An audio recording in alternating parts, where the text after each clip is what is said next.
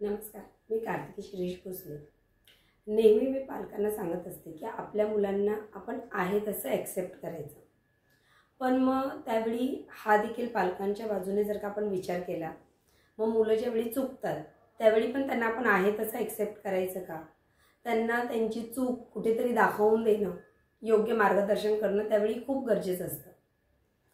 त्यावेळी कधी-कधी पालकांना मुलांना सुधारवण्यासाठी एखादा मग तो मायेचा धपाटा किंवा एखादं ओरडणं त्यांना तेही त्यावेळेला गरजेचं असतं।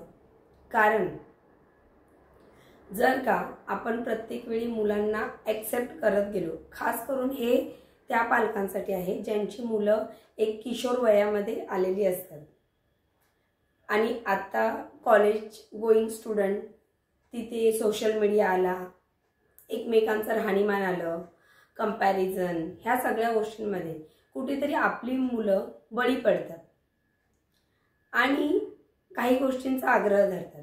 मुलांना स्वातंत्र्य देताना कुठेतरी त्यांना त्यांच्या बॉर्डर्स देखील पालकांनी समजावून सांगणं तितकंच गरजेचं आहे असं मला वाटतं। आणि इथे मुलांनी सुद्धा जर का आपल्या आईवडिलांकडून आपल्याला एवढं स्वातंत्र्य आहे तर कुठेतरी तो विश्वास देखील मुलांनी, आजच्या जनरेशननी त्याचा पण विचार करणं गरजेचं आहे, सांभाळून ठेवणं।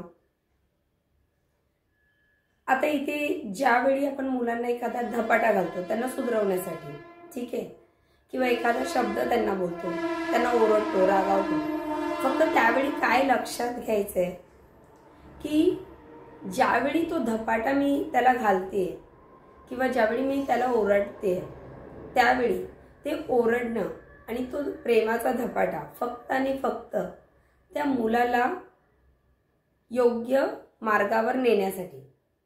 कधी कधी काय होतं, आपलं पर्सनल डिस्टर्बन्स, आपल्या अपेक्षा आणि कुठेतरी त्या पूर्ण नाही मुलाकडून होत आहे, तर मग ते सगळं फ्रस्ट्रेशन मुलांवरती निघतं।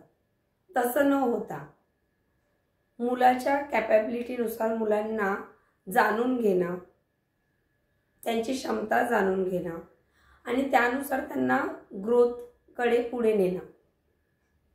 पण कुठेतरी प्रत्येक वेळी मुलांना सतत ॲक्सेप्टन्सच असं नाही, त्यांच्या प्रत्येक गोष्टीला ॲक्सेप्टन्स न करता जिथे ॲज अ पालक म्हणून कुठे आपलं मूल जर का चुकीच्या मार्गावर जाताना दिसलं तर तिथे पालकांनी योग्य ती ॲक्शन पण घेणं तितकंच गरजेचं आहे।